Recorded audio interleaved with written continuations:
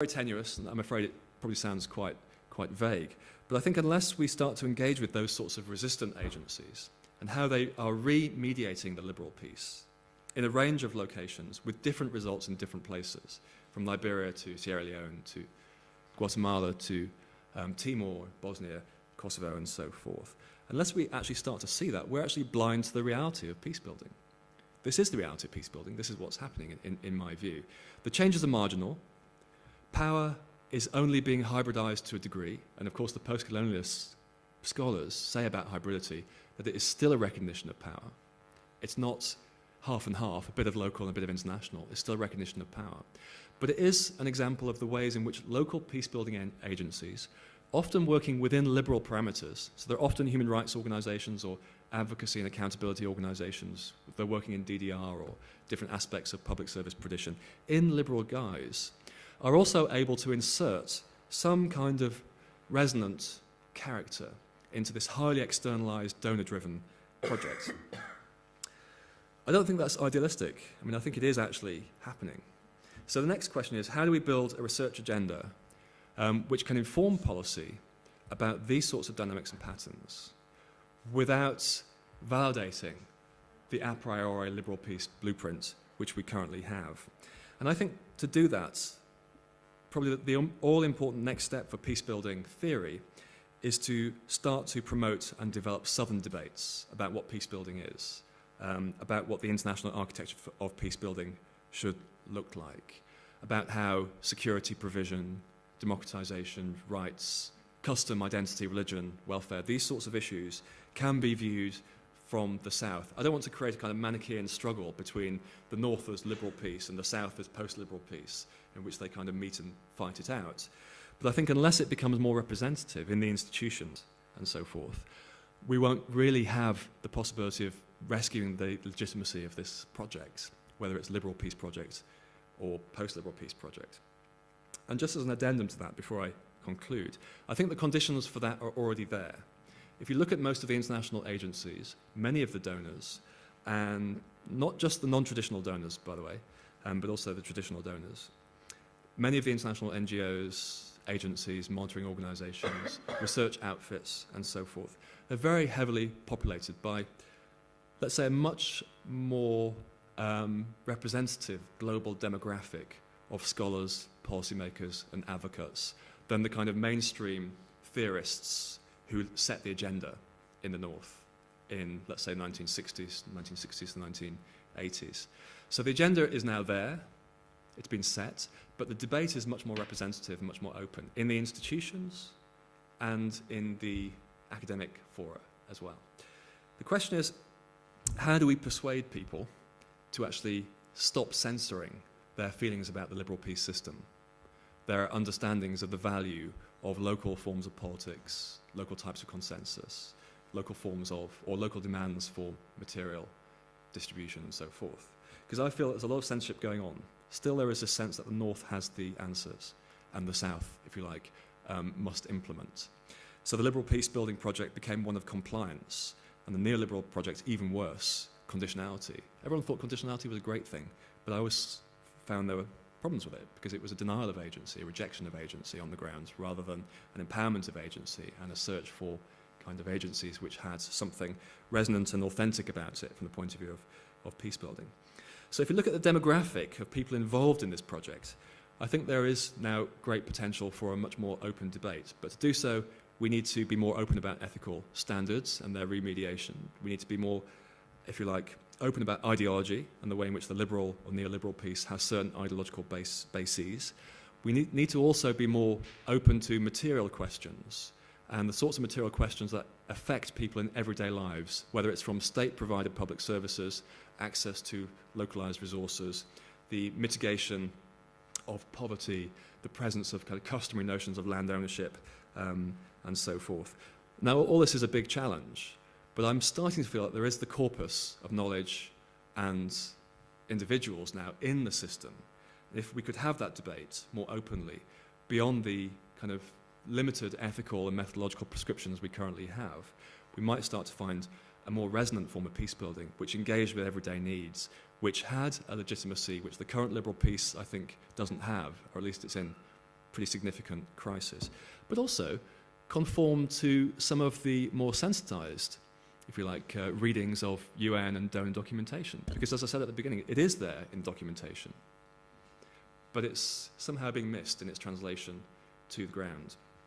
That would represent the kind of remediation, the feedback loop between day-to-day experiences of peace building and what's required, and international prescriptions, which are based on a range of historical, regional, global interests, not least predicated on global capital and its protection.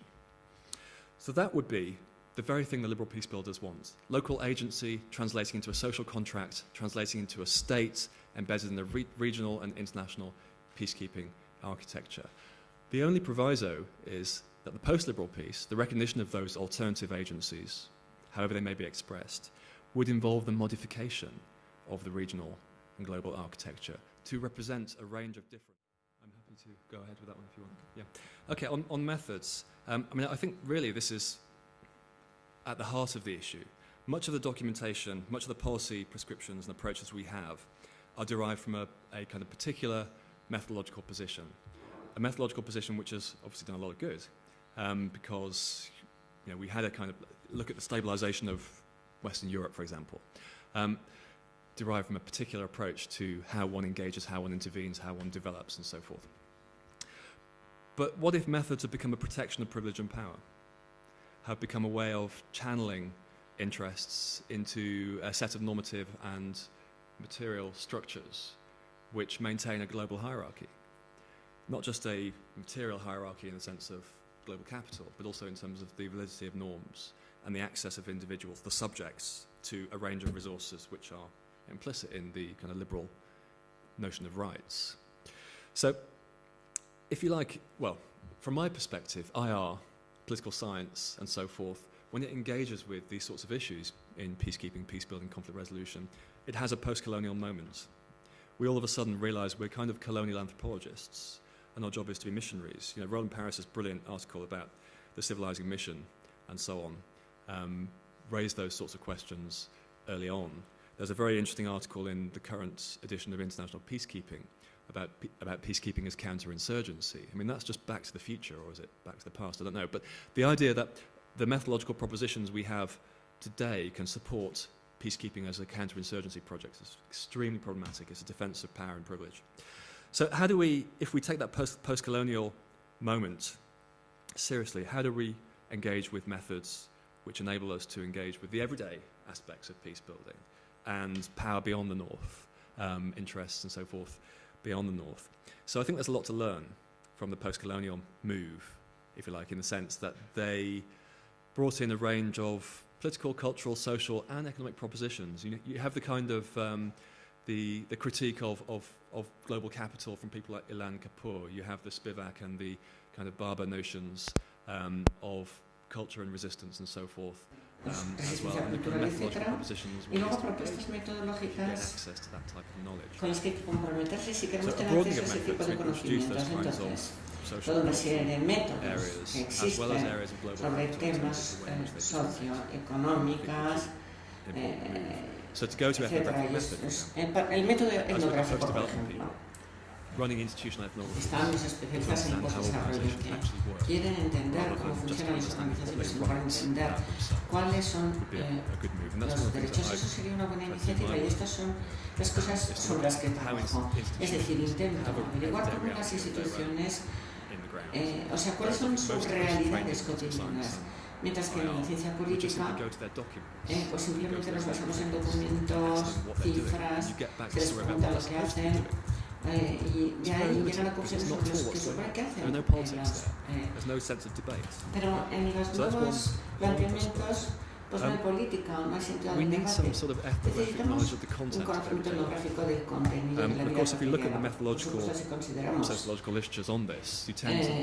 aspectos sociológicos, solemos verlos. We don't really have much recently because the liberal moment has been so inspiring since the end of the Cold War. If you go back to the 1970s and 1980s, initiatives that were being written in opposition to this coming liberal moment talks about the everyday in que terms dicen of navigation, oposición a ese momento navigation liberal. around También the se habla area, de how la individuals maintain their navegación del integrity, poder, cómo la gente communities mantiene su maintain their integridad, integrity, cómo las comunidades even if mantienen their su integridad institutions aunque don't haya represent them. instituciones I didn't agree with que the las capitalist representen directive. o que estén de acuerdo So con it el saw capital, methodology as a way sea el que sea. Entonces, he visto esta uncovering metodología antagonism, para descubrir uncovering antagonismo, resistant agencies. para Now again, I descubrir don't think we a have that. Our las methodologies in que realizan la resistencia. are mainly Ellos focused son on metodologías para understanding centrarme en las principales corrientes, entender compliance isn't there, finding ways of inducing cumplimiento, y si no está ahí, intentar so you can encontrar get the maneras signal de conseguir ese cumplimiento. Esa disciplina está convirtiendo en hegemónica, intentando mantener la soberanía de un tipo rather than particular trying de to entidad engage difference in interpretation política en lugar de intentar and learn from it to modify and conseguir la improve. autoridad. Yo he That's why aprendido so many para people, modificar cosas y mejorar, y por to eso be hay honest tantas with you, when I cosas, make these sorts of tantas talks, personas I get an awful lot of resistance myself, and why not? Because that's ofrecen not resistencia. Yo también bastante. ¿Por qué? But Porque I think it's almost es taboo normal, to say pero that we need creo methodologies which uncover the local. Unless it's necesitamos Fort Lauderdale, metodologías que descubran lo kind of counterinsurgency local. sort of Es como methodologies that I ocurre think con deployed las to understand metodologías de private Fort Lauderdale politics in Afghanistan, y las mainly the políticas kind que of se han search to kill strategies that aplicado we see en developed in those military Afganistán, counterinsurgency forces. políticas That's okay, que se han but why isn't it okay desarrollado to en sus foros de la find a insurgencia. methodological way of Es una understanding manera metodológica de entender lo que necesita how la their gente, lo que socio-economic, quiere, political, y historical experiences que tenga would sus propias constitute. experiencias sociopolíticas, lo cual constituye For la some reason, política de that's la not paz. okay. So I get an awful lot of resistance. Entonces, Bill Zartman once said to me after a paper I gave, he said, your paper's anti-liberal. Sorry, better luck next time. I mean, it was almost as if I'd done something es como awful, si like hubiera gone hecho to church algo and gone to a horrible, crucifix or something. como si hubiera ido a And that's not the una point at all. I'm trying to hold iglesia that y hubiera sacado el and to crucifijo o say algo así. that there are Pero la verdad es que hay razones metodológicas por las cuales, o que explican que esté fracasando not in the security, la construcción de paz liberal. it's from the ground.